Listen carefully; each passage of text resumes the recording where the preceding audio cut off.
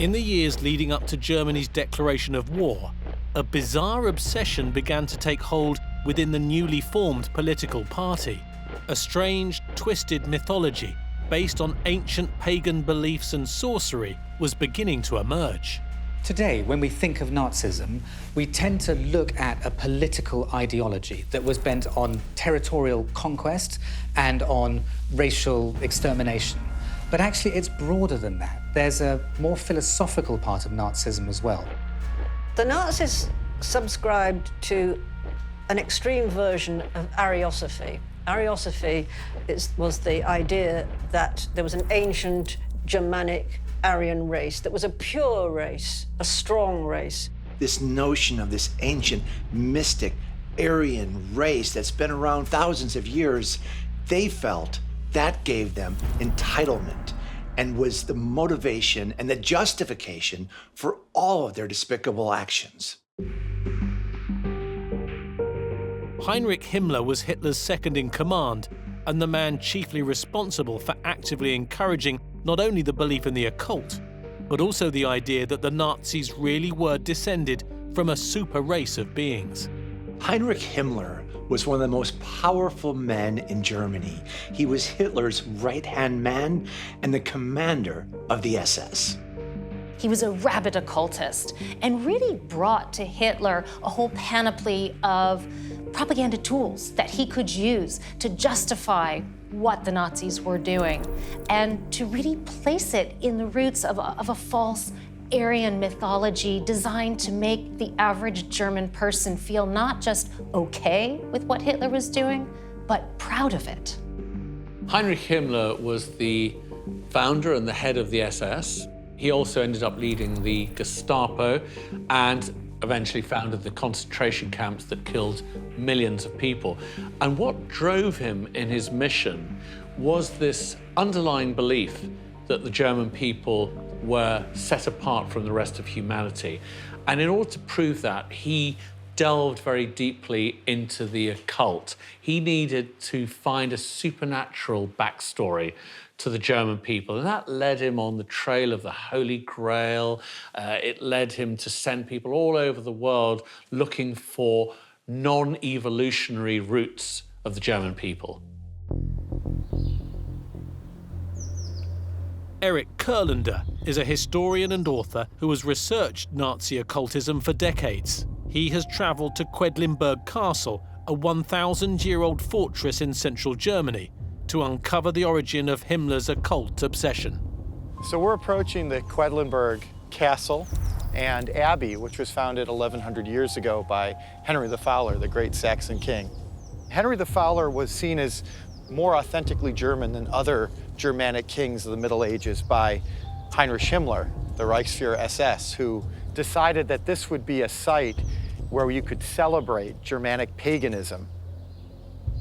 Henry the Fowler was King Heinrich I, and he unified for the first time the German state in 956 and brought together everybody out of warring territories, and it was the launch of what became known as the First Reich. So it makes a lot of sense that Himmler is going to appropriate this myth for propaganda purposes. So Himmler was raised Catholic, but he very early on rejected his Christian upbringing and sought to create through the SS a kind of pre-Christian religious tradition in Germany, an Aryo-Germanic religion. One way he was going to do that was by taking Christian festivals like Christmas and replacing them with the old winter solstice festivals, the Yule celebrations of pre-Christian pagan tradition. For example, in this room, in 1936, he inaugurated the first festival in honor of Henry the Fowler, the great Saxon king, who for him represented the pre-Christian German reality that he wanted to recreate. As the Nazi forces ravaged Europe, Hitler had his sights set on England, and the Luftwaffe dropped thousands of bombs. Children were evacuated, and fear and chaos shrouded Britain like a great dark cloud. But beneath the surface, an occult war was being waged too. It's fascinating to realize that there was a secret occult war going on, and it didn't take long for the Allies to realize that the Germans were using magic, map dowsing, and with great accuracy finding their ships. So what did they do? They had to retaliate with some occult magic of their own. So they are alleged to have enlisted the most famous occultist in Britain, Aleister Crowley, who is said to have helped Churchill by giving him the V for victory symbol. As far as I know, British intelligence did recruit Aleister Crowley to help them in the same way as the Germans were doing against us. It was Aleister Crowley's idea to combat the Nordic runes that the Germans were using, and came up with the victory V sign to sort of, for want of a better word, point at the Germans when they were pointing their runic devices at us. But it wasn't just British intelligence who began using magic.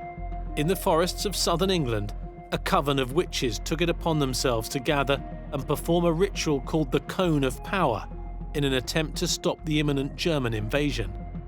Operation Cone of Power was basically a bunch of modern witches getting together in the New Forest under the guidance of Gerald Gardner, who more or less created modern Wicca, to do a ritual to prevent the Nazis from invading Britain. Philip Heselton is part of that ancient order of witches, or Wicca. He has spent decades researching what happened on the night of the Cone of Power. We don't know how or where this ritual took place. Gerald said we were taken at night to a place in the forest. It would be in the forest. It wouldn't be in the open air. It would be, however, a clearing, something like this, I reckon, so that they had enough space to do what was a really big ritual. Apparently, they had 17 people, and they held hands, rushing forward, and at the same time giving the wording, which was something like, "You cannot cross the sea, not able to come, not able to come, you cannot cross the sea." And they repeated that. And it wasn't just words, it was the mind power was concentrated and working together. And they created this, what they called a cone of power, which wasn't physical, you couldn't see it, but it was there on the psychic level and was sent over specifically to the German High Command to change their thinking. Because the human mind is one of the most flexible things. It's one of the things that's easier to work magic with.